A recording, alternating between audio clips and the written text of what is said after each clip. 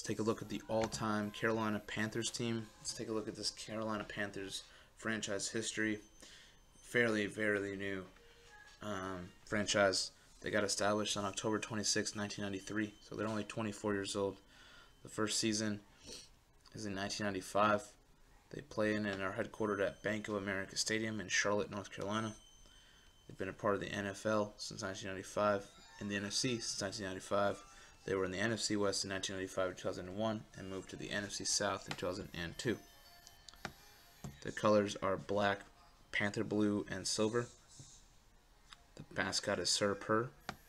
The owner is Jerry Richardson, apparently vacant of a president. The GM, Marty Herney, which is an interim, and the head coach, Ron Rivera. Panthers have not changed their name at all. They've been to the Super Bowl twice. They won the NFC in 2003 and 2015. Both times they lost. One to the Patriots, the other one to the Denver Broncos. So, again, another franchise that has not won a Super Bowl. It's pretty sad. Still, they are looking pretty decent this year, so I expect them to be in the hunt for another Super Bowl run. They've won 6 division titles in the NFC West in 1996, in the NFC South in 2003, 2008, 2013 to 2015. And they've also had 7 playoff appearances in 1996, 2003, 2005, 2008, and 2013 to 2015. They've been playing for 1 year in 1995 in the Memorial Stadium and then moved to the Bank of America Stadium in 1996. And nothing has changed. They've been there. So overall, this is a young franchise just looking for a Super Bowl championship. Simple as that. Now for this young franchise, the QB is going to be the best QB that Carolina has ever had in their entire history. It's going to be Cam Newton. Cam Newton is still young, 28 years old, but Cam Newton is a freak of nature. He really is. A 3-time Pro Bowler, an All-Pro. He's won the MVP. He's led Carolina to a 15-1 record in that Super Bowl, where unfortunately he has gotten blamed for not showing enough effort in that game and being a whiny person. But what I think is he's just a football player. He expresses his emotion. Everyone's different. I still think he's a freak of nature. I think he's got the ability of getting a Super Bowl. As of right now, he's gotten them more victories than losses. He's got them into a really great spot right now, which is a possible, Carolina Super Bowl contention. I mean, they are one of the contenders for sure. And just looking at what they're doing, over 24,000 passing yards, over 150 plus passing touchdowns. He also can run. He has about 1,898 rushing yards. So I mean, that's fantastic. Or I'm so sorry, I'm looking at someone else. He has 4,151 rushing yards. That makes more sense. He is a runner. He really can run. He can throw and he can run, and he's just a freak. And having this kind of guy is very scary. I expect a lot out of him because I think he's going to have some pretty good weapons to come along with him in this all-time offense. Now, I'm not going to roll with any fullback. There is no fullback I can possibly put on this Carolina team. I'm just going to go with some more receivers on there. The running back, though, will be DeAngelo Williams. DeAngelo Williams packs a lot of punch. He definitely is a runner, and he definitely is going to physically impose a will. He just has that ability. And he's had years, fantastic years, not many years of that, but he's had 2 1,000-plus yard rushing yard seasons. And he's also able to be a pretty good receiver. Obviously, right now in Pittsburgh, he's obviously not going to get the ball as much because Le'Veon Bell is phenomenal. But when he does get the opportunity, he's not terrible with it, So I would say DeAngelo Williams, though, for what he did in Carolina, of getting over in Carolina, though, over 6,000 rushing yards. It's just a guy that, he's going to make a difference into this offense. So, I think Cam Newton along with DeAngelo Williams, right now I like it. The first wide receiver is going to be a legendary guy. I feel like a guy that should be in the Hall of Famer in the Hall of Fame. Steve Smith. Just fantastic. Just has a lot to prove kind of guy, and I think he's done it. A 5-time Pro Bowler, 2-time All-Pro. When he played for Baltimore, he did a phenomenal job, and even now, I mean, like overall, like in Carolina, obviously he did a phenomenal job. He's caught over 1,000 balls, but in Carolina he caught 836 of them for 12,197 receiving yards and 67 receiving touchdowns. A guy that's pretty much, he's had a lot of impact into this team. He is a Carolina legend. I would love to see his number retired in Carolina, but also I would also love to see him with the gold jacket out there in Canton. So, but yeah, I think having him there, that's going to help Cam Newton a lot. Now, the other receiver is going to be Muhsin Muhammad. Muhsin Muhammad is a 2-time Pro Bowler, an All-Pro, a guy that's done a phenomenal job out there in Carolina, and he played his final 2 years of his career out there in Carolina.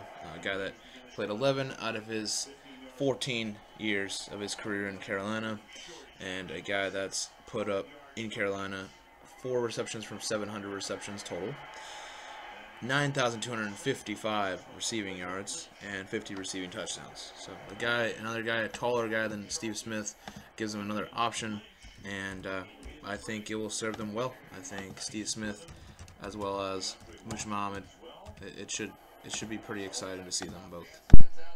All right, now gonna have 2 tight ends set. That's right, I'm gonna do 2 tight ends, and the first tight end is gonna be Wesley Walls, a 5-time Pro Bowler, a Super Bowl champion at that, a guy that played for the 49ers, played for the New Orleans Saints, and then ended up in Carolina for 7 years, and did 1 more year in Green Bay. But a guy that in Carolina was able to have 324 receptions for 3,902 yards and 44 receiving touchdowns. Overall, pretty solid. So I would have to say that in itself, that should kind of that should stand alone as good enough to be, to be one of the tight ends. Again, the receivers, it's a very young franchise, so I can't just put just a random receiver that has only 50 receptions in his career. Like, it really has to be something there. It has to be the body of work. And as of right now, Carolina's just really young, so having to know that Wesley Walls at least has some numbers in there, in the hundreds there for receptions, that's a good thing. He deserves to be in this list, and I hope he does some great things for this team.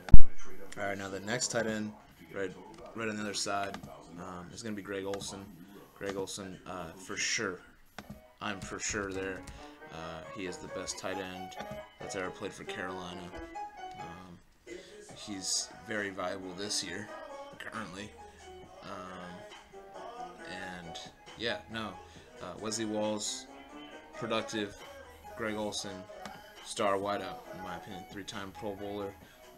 Hasn't had the credit he really deserves, but a guy that, as of right now, 626 career receptions, 7,403 receiving yards, 52 receiving touchdowns. In Carolina, since he had 432 receptions for over 5,000 receiving yards and 32 touchdowns. So, again, great big receiver, pretty much, basketball player kind of guy.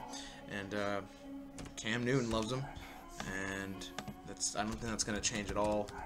I think I can feel that it's going to be a pretty good offense as of right now.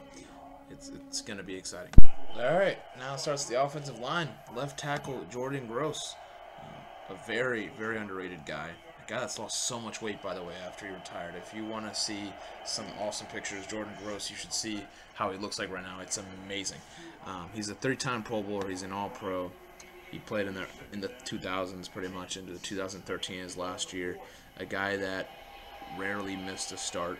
167 games he started. 167 he played. Out of I don't know, more like at least he missed 8 games or so. But not terrible at all. Not terrible. 8 games to miss in his entire career out of a 11-year career. That's pretty impressive. So yeah, no, Jordan Gross, I think, is going to do fantastic things at that left tackle position, and he'll definitely block well for Cam. Now the left guard is going to be Travell Wharton. Travell Wharton was never named a Pro Bowler. Was never named an All-Pro. but a guy that has started in 100+ games, a guy that's been around for sure, playing in the 2000s and to 2013 was his final year. Just a guy that, yes, you do envision being part of this line, because of it being such a young franchise. Not many fantastic offensive linemen yet that are produced yet. But yeah, Wharton I think will do just fine with Jordan Gross there. All right, now the center is going to be Ryan Khalil. Ryan Khalil is a 5-time Pro Bowler, 2-time All-Pro at the age of 32. Still currently for Carolina. Definitely has struggled with some injuries in the past. Definitely has missed some injuries, some games in the past. But a guy that's reliable, a guy that's been a Pro Bowler, a guy that's been an All-Pro, a guy that's been very reliable for this offense, and a leader. And you need a leader when it comes to an offensive line. And so, yeah, I would have to say that Ryan Khalil is a perfect center to have. They have a connection there with him and Cam, and I think everything should fit pretty well. Now, right guard, it's going to be Matt Campbell. Matt Campbell played the guard, the tackle position, from 95 to 2001. Really not that long. And a guy that played for 6 years in Carolina.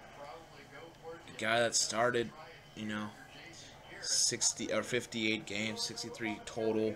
So yes, really has not had as much experience as other guys.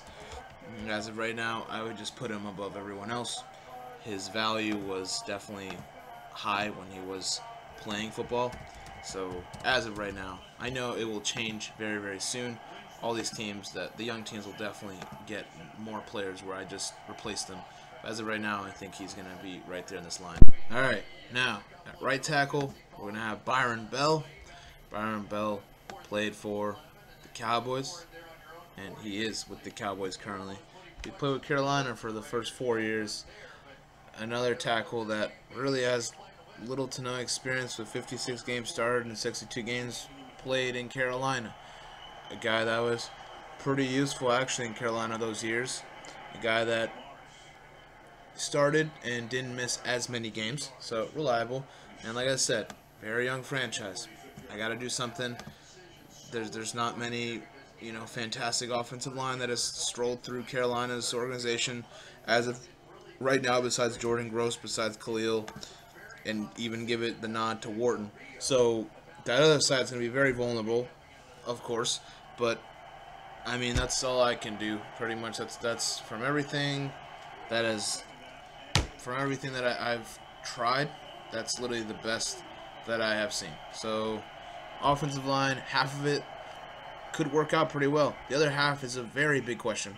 We'll just have to see how it goes.